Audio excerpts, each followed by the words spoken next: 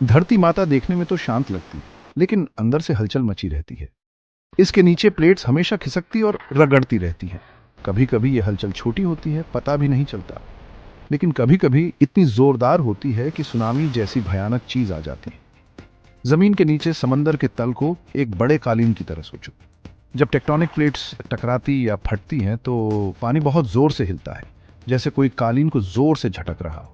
यहीं से सुनामी शुरू होती है। ज्यादातर सुनामी भूकंप से आती है, खासकर रिंग ऑफ फायर में। ये पैसिफिक ओशन के चारों ओर का इलाका है जहां बहुत भूकंप आते हैं।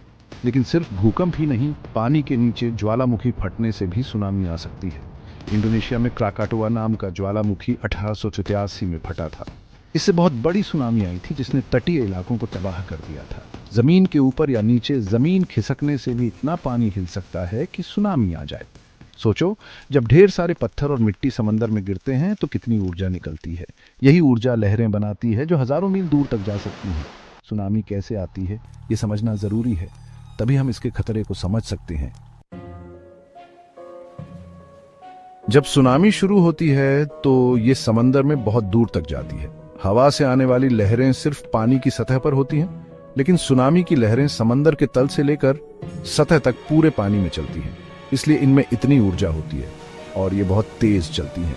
500 मील प्रति घंटे से भी ज्यादा, जितनी तेज एक जेट प्लेन। गहरे समंदर में ये लहरें ज्यादा बड़ी नहीं दिखती। इनकी वेवलेंथ यानी दो लहरों के बीच की दूरी सैकड़ों मील लंबी हो सकती है, लेकिन इनकी एम्पलीट्यूड यानी लहर की ऊंचाई बस कुछ फीट ही होती है। इसलिए खुले पानी में इन्हें देख पाना मुश्किल होता है।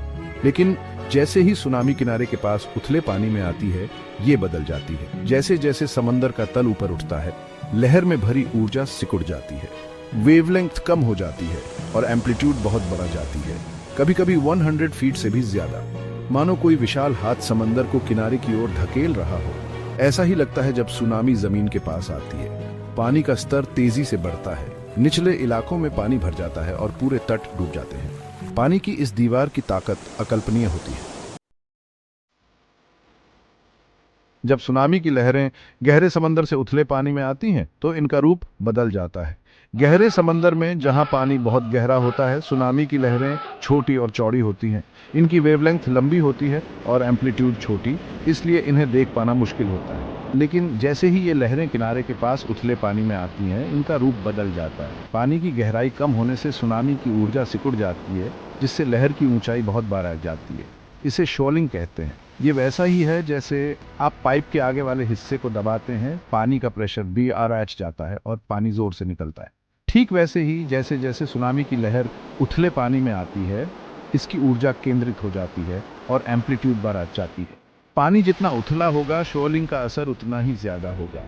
इसलिए जब सुनामी किनारे के पास आती है तो पानी की ऊंची दीवार जैसी दिखती है और बहुत नुकसान करती है। गहरे और उथले पानी में लहरों के व्यवहार का अंतर समझना जरूरी है, तभी हम सुनामी के खतरे को समझ सकते हैं। इतिहास सुनामी की तबाही की कहानियों से भरा है।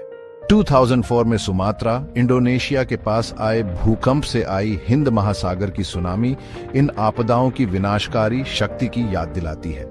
100 फीट से ज्यादा ऊंची सुनामी की लहरें 14 देशों के तटीय इलाकों से टकराईं, जिससे भारी तबाही हुई और 230,000 से ज्यादा लोग मारे गए। 2011 में जापान में आया तोहोकू भूकंप और सुनामी एक और दुखद उदाहरण है। अब तक के सबसे शक्तिशाली भूकंपों में से एक ने भारी सुनामी को जन्म दिया, जिसने देश के उत्तर पूर्वी तट को तबाह कर दिया। 130 फीट से ज्यादा ऊंची सुनामी लहरों ने भारी नुकसान पहुंचाया, जिसमें फुकुशिमा दाइची परमाणु ऊर्जा संयंत्र के 3 रिएक्टरों का पिघलना भी शामिल है। ये घटनाएं तैयारी और चेतावनी प्रणालियों के महत्व को दर्शाती है। आधुनिक तकनीक जैसे गहरे समुद्र के बुइयां और भूकंपीय सेंसर सुनामी का जल्दी पता लगा सकते हैं और लोगों को सुरक्षित स्थानों पर जाने का समय दे सकते हैं। तटीय इलाकों में रहने वाले लोगों को सुनामी के खतरों और बचाव के तरीकों के बारे में जानकारी होनी चाहिए। सुनामी प्रभावित इलाकों में इमारतों का निर्माण सुनामी रोधी तरीके से होना चाहिए, जैसे ऊंची इमारतें और मजबूत कंक्रीट। जानकारी साझा करने और राहत कार्यों के लिए अंतर्राष्ट्रीय सहयोग भी जरूरी है। पिछली सुनामी से सीखे गए सबक भविष्य में होने वाली घटनाओं के प्रभाव को कम करने और लोगों की जान बचाने में मदद कर सकते हैं।